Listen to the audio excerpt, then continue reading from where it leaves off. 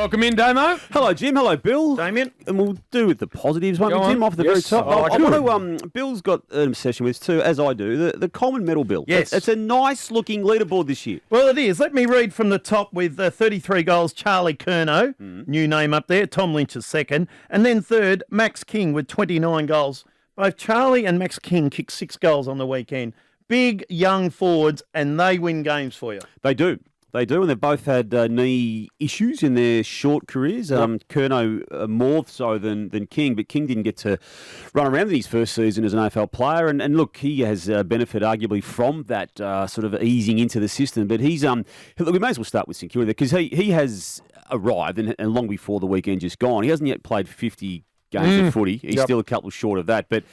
The maturity with which he displays now, coinciding with his team having its best run at it under Brett Ratton too. Yep. So it was a really good win against Adelaide. They had to grind it out because Adelaide is not an easy beat at that venue when they're playing that type of footy. But I love what Bradley Hill did. Yeah. Third club he's having impact at, and often is the one that's highlighted most when they have a loss historically. But when you then have a career that he's had and a good game that he had in that big milestone game, you need to focus on him too. And there's a guy down the back there, Jim, as you well know, and he's not lost on anyone now, but Callum Wilkie, who just continues to hold that part of the ground together. Every week. Yeah. You'd love to have him on your side. Oh, yeah. You would. Yeah, exactly. But I had, of course, through my nephews, a good line of sight at Haileybury on the King boys. And Purple, when they were still at school, if you asked anyone at Haileybury, but also any of the other private APS schools playing, they said, mate, there is no doubt these two will be superstars. Yeah. Like, there was no question of how good they are. They're freakish. Yeah, and we're the line of sight, didn't we, Bill, through Matty Lloyd, who was coaching them in that particular period, Jim, at the school, and he had the same view and still does. And they're freaks. And it's a shame for Max, obviously, this year with him going down with the knee before the year even started with what he was about Ben, with what he was about to do for the Gold Coast Suns. So 7 disposals, that's all he had. Yep. Max King. And 6. That's all he needed. 6 kicks, 1 handball, 6 marks, 6 goals. Yeah. That's good. That's efficient. That's good. No, I love what both of them will do for the next 10 years. Brilliant. I'll tell you what, he looks like Borat. You put him in the green bikini. Mate, if you put him in that thing that you wore on the footy show. Well, he wouldn't pack it out as well. Oh, mate. He wouldn't have any of that sort of juice. They've got to mention the day I filled in for you. Someone rang up and gave Jim what that guy had seen unusual. Which was when we were sitting there going, what's he doing? Yeah, we did think that, didn't we? Yeah. But he quite liked it. Yeah. Oh, he did. Oh, don't worry. The lineup. If Maxie King puts it on, he is Borat. That was a very, very good win from them. They were good, weren't they? And it was good because after the first 2 games that they'd had at the start of the year with wins, they'd only won 1 of the next 7.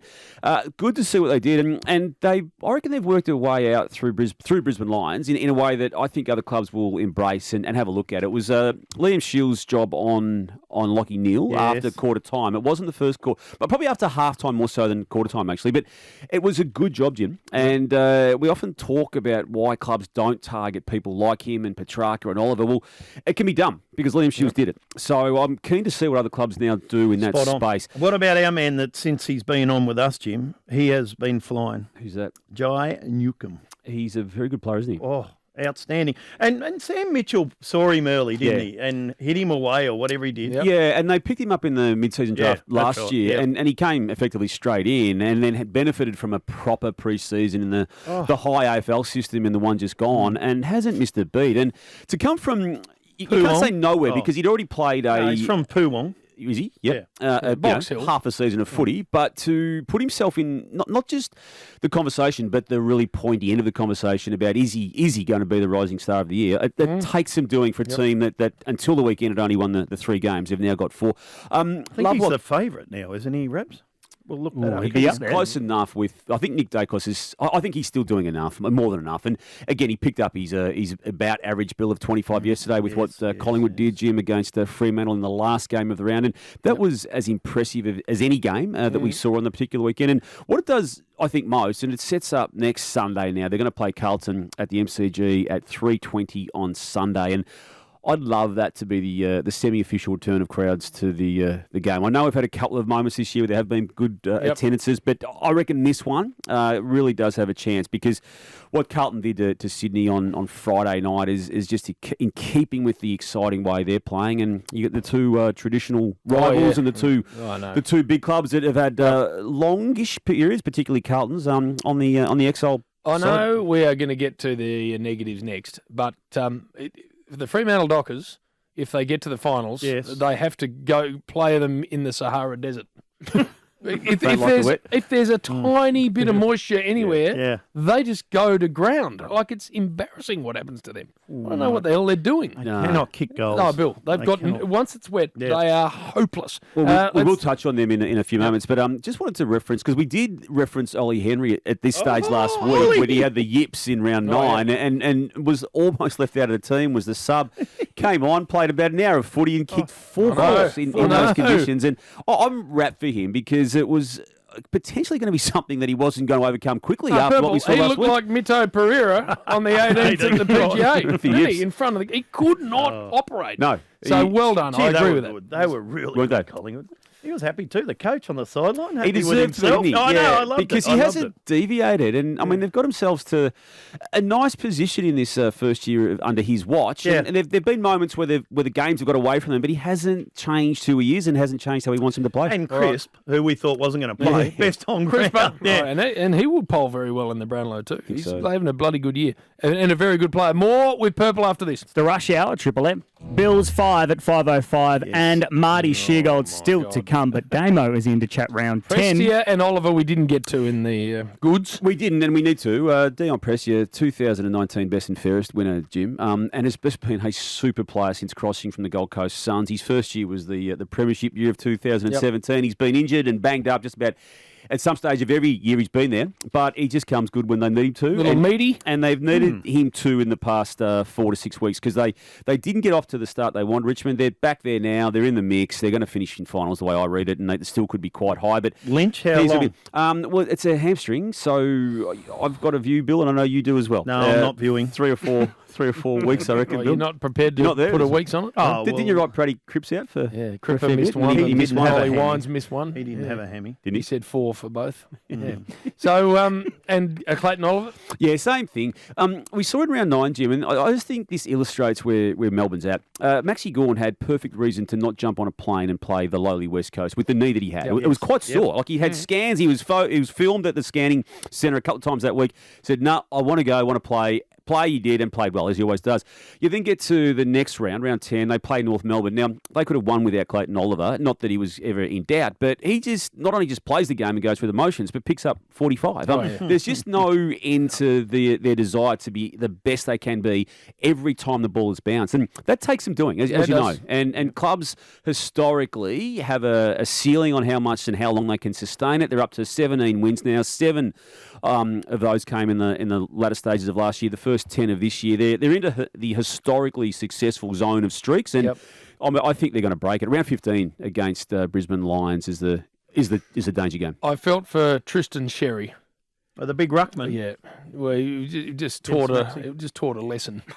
And the poor bugger, he's starting out, and you don't know what you don't know as a footballer, and he's in his first handful. But he came up against the best ruckman in the comp, and it looked like it. Good experience for him. Oh my God! Where was Todd? Where was Todd? No, Todd actually did. That was the thing. When Todd went in there, it was better. But I know what David Noble's doing, so there's no problem with that. But Tristan, a couple of times, Big Max, he's just gone, where do you want it? where would you like it? Clary, and they just exited.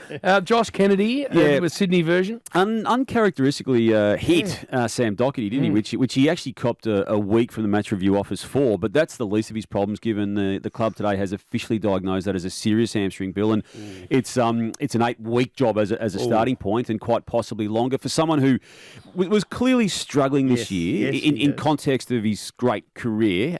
He started as the sub a couple of times, and the role that he was being required to play from John Longman was very different. He wasn't appearing as though he was happy with that role. So it's a long way back now for Josh Kennedy just to A, get back into the team, and B, to have impact. So I hope he does, because I still think they're going to finish in a finals position, and quite possibly a high one. But he's got less of a runway now to get back in. And the 300, of course. He's not far off How that many has he either. got? So Close to that, Rabs? is he? Yeah. Rabs will tell us. 280 something. So It's been a grand career, isn't yeah, it? oh yeah. Most contested possessions of any player that's ever played In the game. history of the game? And most clearances, I think, as well. Oh, he Josh has. Kennedy. Yeah, well, they've only been measuring them in the last 20-odd, 30 Yeah. years. Most Thought it was of early them 90s. all. Gary Jr. He's surpassed him, and he's surpassed 289. 39. Yeah, well, he's probably going to fall short, Yep. isn't he?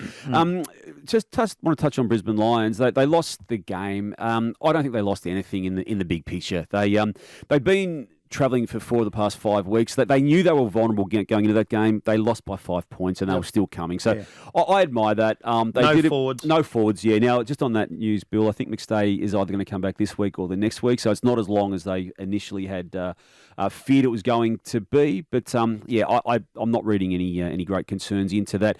Luke Beveridge, post his game at Ballarat on Saturday against the Suns, had this to say, which bemused people at the Suns. Yeah, I've got to be really careful here. Yeah. Because he's been so dominant. And then, there are reasons why he wasn't in the second half. That's all I'll say. Was that some of the blocking maybe in the second half? I don't want to get in trouble, but... Again, I've got to be really careful. Yeah. So he throws it out there. He's got to be really careful. Said he'll look into it. Well, we looked into it at afl.com.au, Jim and Bill, and took an isolated look at Norton for the second half, where most of the time he was against Sam Collins. And there was some toing and froing. But there wasn't, what we saw, one obvious free kick that was missed. Now, look, that's in the eye of the beholder. So maybe, let's go, there might have been one. But at worst, there was probably one free kick that might have been missed. And even that was debatable. There was nothing else. And unless something was said, but I don't think it was, because they shook hands at the end of the game. The problem is you don't know. He's thrown it out there. I mean, and look, I can tell you the Suns were pretty, well, I'll say bemused. I'll say bemused because that's a lesser word than what maybe some were, but because they had no idea of it. Sam Collins actually might have played Aaron Norton in the blueprint way. And I think that's what ultimately Luke Beveridge's conversation is going to provide. Now, again, other coaches will know that anyway, but he played him really well in the second half. I didn't see the game, but I always think, Bill, that some of the big forwards now should get some vision of maybe Duck back in the 90s and just see some of the mauling he used to cop from defenders. Two. And just say that, mate, this is what big forwards used to have to plough through. Every week. Now you get slightly touched and you're getting, so I do think that sometimes we think that stuff's there that isn't. No, Let's put it that way. I think you're right, Jim. And there was a team element to some of it, and that's allowed. All they're doing was filling space and blocking, but that is allowed under certain rules. And other times when they were exposed one out, Collins did a really good job. Now, the first half was bad for the Suns because he kicked 3-4, 3-5. He was on fire. He was on, he best on ground. Him down. He's a very good player, by the way, Sam Collins. no, isn't he? yeah. Hey, Collingwood Carlton. Yep. Sunday, MCG. How many? 80? We did Yeah, I wasn't going to say, but we have We've already discussed this a done little that. bit. Yeah. Bill, We about, did we that, did. yeah. When pump did you this up talk about that? in the All right, podcast. the love triangle in the swimming. What can you tell us? Damo? Anything else, Purple, by way of negative prior to the buses? We've cut some slack to West Coast, but I think we're just about out of it, aren't we? And it's just a 52-point loss to GWS on the weekend is another poor showing for them. And as we know, we've had a bus over there for a while, so we'll leave it there, Jim. Any others? Because it's going. Oh, no. North. That's not getting over Perth. Sounds like an old tiger moth trying to take off at the airport. To wind You've got to spin it. Anywhere else? Yeah, well, we've got to get that one and give it a friend out at Essendon because I felt it was pretty fake how they stood up for their men and their teammates on the weekend, and I know they had to, and I know people say, well, if they didn't, you'd be criticising them for not doing it, but they were always going to do something after what Lordo said the previous week. And I just felt it was a little bit contrived and not real. And ultimately, it didn't mean anything because they lost another game of footy that ultimately they could and should have won in a preparation sense. So, 2 wins they've had. Collingwood Carlton. How many will they get there? They're playing on Sunday, Bill, if you haven't caught up with it. Yeah, MCG. Yeah. If we ever need evidence of the fact that Bill doesn't listen, that's exactly it. What was I I was doing going to when let you were it go talking through about and just It was pretend the that we hadn't first talked thing about he it, but I love said. how you called him out on it, Jim. So It's yeah. just We extraordinary. can get Rosie to talk about it later too, Bill. Yeah. In the second hour. That's it. Walton. We can do it at 5:05. Yeah. No. That can be one of the 5 at 5:05. We've got something at 5:05. Lovely. Well done, Purple. Thanks, boys. That was Damo's recovery session. Never miss a moment on KO Sports with all your faves, including AFL, NRL, F1, NBA playoffs, and so much more. New to KO? Start your free trial today.